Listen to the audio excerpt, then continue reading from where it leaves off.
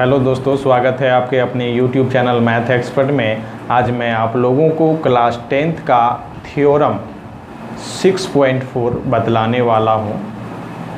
इससे पहले मैं 6.1, 6.2, 6.3 बतला चुका हूं। साथ ही चैप्टर 6.1 और 6.2 भी बतला चुका हूं।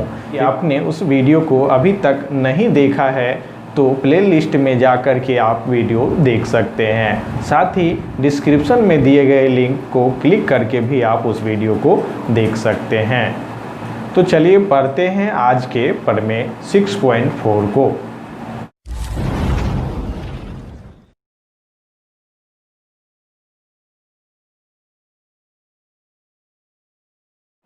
तो आज का प्रमेय 6.4 है कि यदि दो त्रिभुजों में एक त्रिभुज की भुजाएं दूसरी त्रिभुज की भुजाओं के समानुपाती हो, जो एक त्रिभुज का भुजा है दूसरे त्रिभुज का भुजा का समानुपाती हो, तो इनके संगत कोण बराबर होते हैं, इसीलिए दोनों त्रिभुज समरूप होते हैं। यानी हम जानते हैं कि समरूप होने के लिए शर्तें क्या हैं।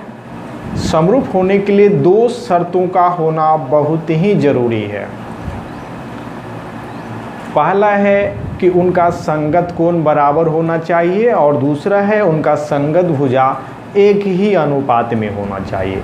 दोनों शर्त जरूरी है।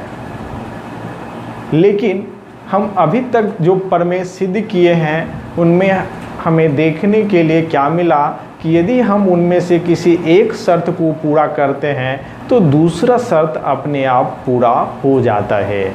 इसीलिए हम किसी एक ही शर्त को पूरा करते हैं।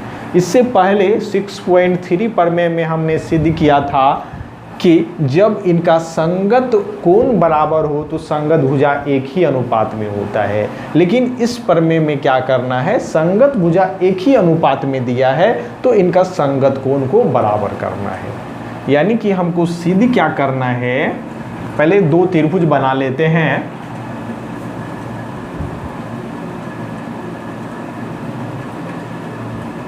ABC और एक त्रिभुज और बनाते हैं जिससे इससे थोड़ा सा बड़ा बनाएंगे हम।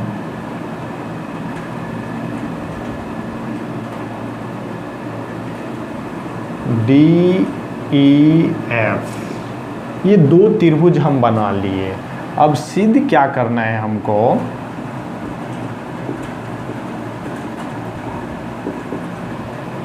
कि इनका संगत कोण बराबर होगा। तो संगत कोण A का D होगा, यानी कि कोण A बराबर कोण D, कोण B बराबर कोण E और कोण C बराबर कोण F। यानी ये A का D, B का E और C का F संगत कोण बराबर सिद्ध करना है। दिया क्या है, दिया है क्या कि एक त्रिभुज की भुजाएं दूसरी त्रिभुज की भुजाओं के समानुपाती हो। इनका संगत भुजा एक ही अनुपात में है, समानुपाती है। मतलब AB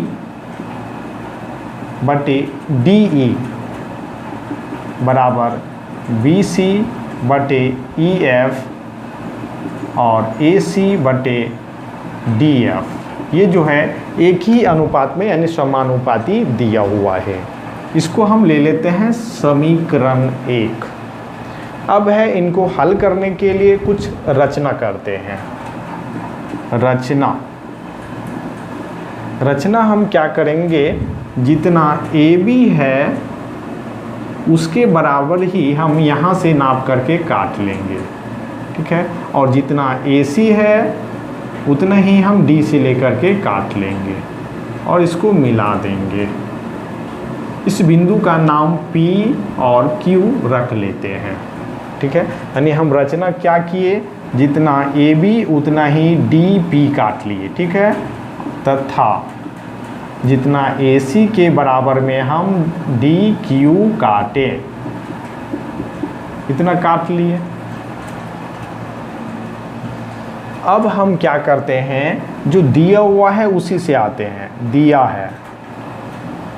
दिया हुआ है AB बटे, हम इसको छोड़ देते हैं क्योंकि हम जो दो भुजा माने हैं ना उसी को लेते हैं, ए बी और ए सी को बराबर, तीनों बराबर है तो हम दोनों किसी को भी बराबर में लिख सकते हैं। हम लिखेंगे ए बी बटे डी ई बराबर ए सी बटे डी एफ, ये दोनों को बराबर हम लिख दिए। या अब देखिए ए बी के बराबर हम लिखेंगे डी पी, क्योंकि हम ए बी के बराबर में देखिए किसको काटे हैं, डी पी के बराबर, इसलिए हम ए बी का मान डी पी रख लेते हैं। डी पी बटे डी ई बराबर ए सी का मान हम रखेंगे डी क्यू, क्योंकि ये दोनों बराबर है, डी क्यू बटे डी एफ। अब देखिए इस त्रिभुज में देखिए, बड़ा वाला त्रिभुज में डी ई एफ में देखिए डी पी बटे डी ई, डी पी बटे डी बराबर डी क्यू बटे डी एफ, यानी कि जो है ये दोनों त्रिभुज का जो है, यानी कि ये जो त्रिभुज का जो है ये अन्य दो भुजा को एक ही अनुपात में विभाजित कर रहा है। जब एक ही अनुपात में विभाजित कर रहा है तो ये तीसरी भुजा के समांतर में होगा, प्रमेय के अनुसार से समांतर में होगा, इसीलिए क्या हो जाएगा पी क्यू समांतर ई एफ, क्योंकि ये दोनों एक ही अनुपात में बांटा है ये, इसीलिए समांतर, पी क्यू समांतर ई एफ, ये दोनों समांतर हो गया। जब ये दोनों समांतर हो जाएगा तो संगत कोण, देखिए यहाँ पर जितना कोण वहाँ यहाँ पर भी उतना ही कोण बनेगा, क्योंकि ये दोनों समांतर है और ये संगत कोण हो जाएगा। संगत कोण से संबंधित भी मैंने एक अलग से वीडियो बना रखा हूँ, यदि आपने अभी तक उस वीडियो को नहीं देखा है तो प्ले लिस्ट में जा कर के ज्योमेट्री में जा कर के इस वीडियो को देख सकते हैं। तो ये संगत कोण हो जाएगा, समांतर है तो संगत कोण ये दोनों बराबर होगा, यानी जितना P उतना ही E होगा, इसीलिए कोण P बराबर कोण E तथा क्या हो जाएगा, कोण Q जितना है उतना ही F होगा, कोण Q बराबर कोण F हो जाएगा। अब हम ये दोनों त्रिभुज में आते हैं, इस त्रिभुज में और बड़ा वाला त्रिभुज में आएंगे हम, डी पी क्यू त्रिभुज, डी पी क्यू और त्रिभुज बड़ा वाला में, इस त्रिभुज में और बड़ा वाला त्रिभुज में डी ई एफ में आते हैं, डी ई एफ में। अब देखिए इस दोनों त्रिभुज को हमको समरूप सिद्ध करना है, तो दोनों त्रिभुज में हम क्या देखते हैं, देखिए इस छोटा वाला त्रिभुज का जितना d है उतना ही बड़ा वाला त्रिभुज का कोण d होगा, उभयनिष्ठ, यानी इसका कोण d बराबर कोण d क्या है, उभयनिष्ठ है। ये उभयनिष्ठ का मतलब दोनों का एक ही है, यानी छोटा वाला का त्रिभुज का और बड़ा वाला त्रिभुज का दोनों का एक ही है ये कोण d। उसके बाद दूसरा, जितना P है उतना ही E है, और ये तो अभी सिद्ध किए हुए हैं, ये देखिए ये सिद्ध किए हुए हैं, और जितना कोण Q है उतना ही कोण F है, इस ऊपर सिद्ध कर दिए हम। तो क्या हो गया, ये त्रिभुज DPQ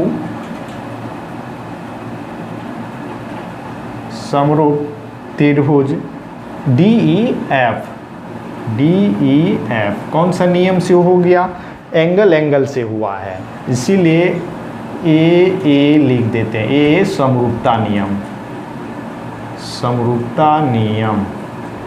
अब देखिए जब ये समरूप हो गया तो इसका जो संगत भुजा है वो एक ही अनुपात में होगा, इसीलिए जब ये समरूप हो गया तो संगत भुजा यानी कि DP बटे DE बराबर DQ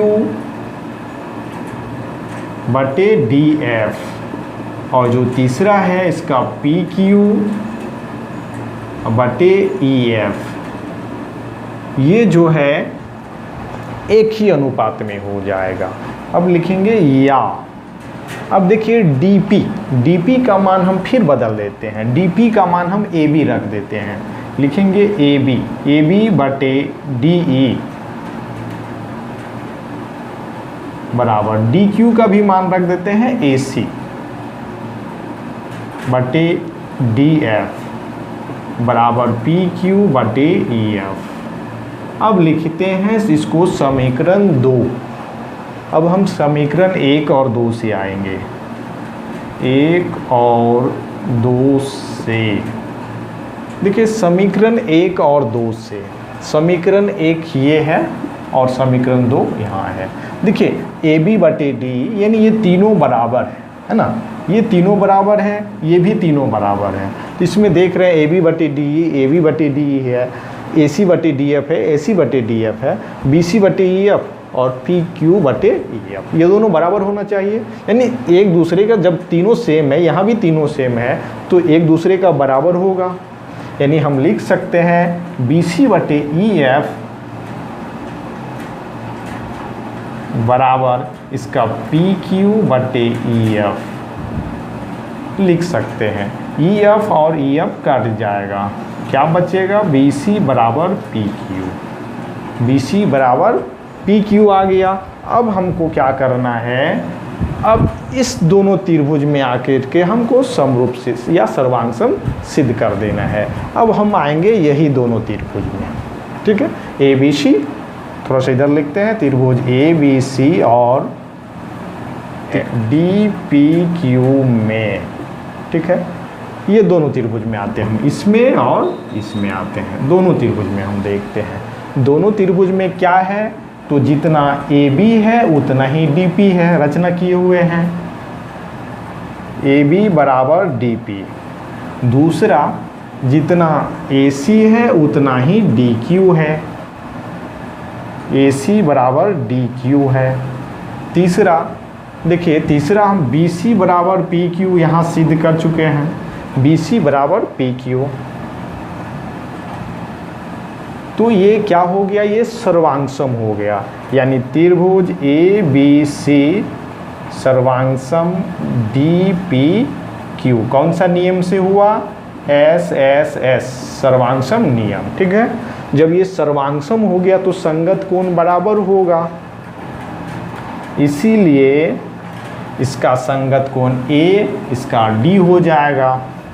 यानी कि कोण A बराबर कोण D। उसके बाद B बराबर, तो कोण B बराबर क्या होगा? P। कोण B बराबर P और P बराबर E है, P बराबर E है। देखिए P बराबर E, देखिए यहाँ है P बराबर E, इसीलिए हम लिख देंगे। और कोण C बराबर कोण Q और कोण Q बराबर है F। यानी हो गया A बराबर D, B बराबर E और C बराबर F। देखिए यही सिद्ध करना था, तो इस तरह से ये प्रूव्ड हो गया। तो आशा करता हूँ आप लोगों को अच्छी तरह से समझ में आया होगा। यदि हो सके तो आप इस वीडियो को 2 बार देखें ताकि और अच्छी तरह से आपको समझ में आ जाए। और इसी तरह का प्रमेय और पूरा चैप्टर, पूरा 10th क्लास का मैथ पढ़ने के लिए हमारे YouTube चैनल मैथ एक्सपर्ट को ज़रूर सब्सक्राइब कर लें और दोस्तों के साथ भी इस वीडियो को शेयर ज़रूर करें ताकि वो भी इस तरह के क्लियर कंसेप्ट के साथ आसानी से हल कर सकें। वीडियो देखने के लिए बहुत बहुत धन्यवाद। मिलते हैं अगले वीडियो में।